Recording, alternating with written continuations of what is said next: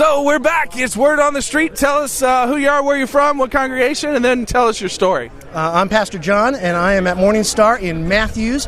And one fun example of how we're passing on the faith at our church is that during sermons and during hymns, especially during the hymns that we sing during service, our little kids dance. And the 2-year-olds and the 3-year-olds hop out in the aisle, and they spin circles, and they spin their dresses around, and the girls just dance, and the boys dance. And at the end of the songs, more often than not, we get a yay and an applause from very tiny little hands. And that's a great way for faith to be passed on, to know that worship can be fun and joyful, and when those little kids become big kids, they'll still be in worship, and they'll bring theirs too. That's a good thing. Awesome. Memories to create. Fantastic. Good job. I'm standing here with Doug Kearney. You may know him. His wife, Beth, is on Synod staff, and we've got a story from Doug. Doug, tell us your favorite funny church story or favorite sermon story or whatever. Yeah.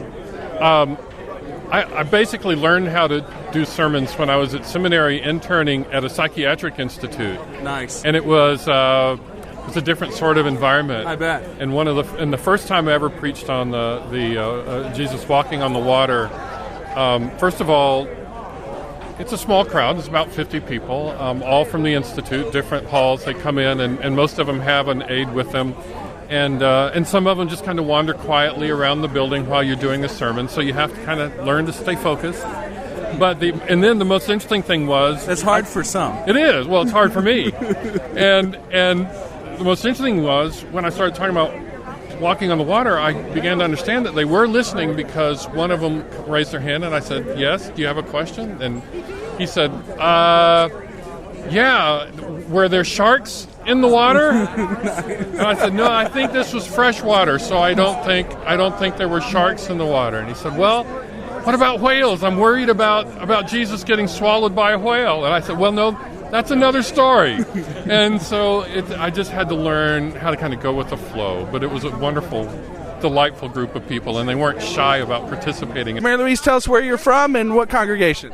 I'm from Mount Ulla, which is in Rowan County, St. Luke's Lutheran. Right on. So you have a tractor story, a story to help pass on the faith. Tell us about it. I do. I live in a very rural community, and most of the people have a tractor. I don't have a tractor.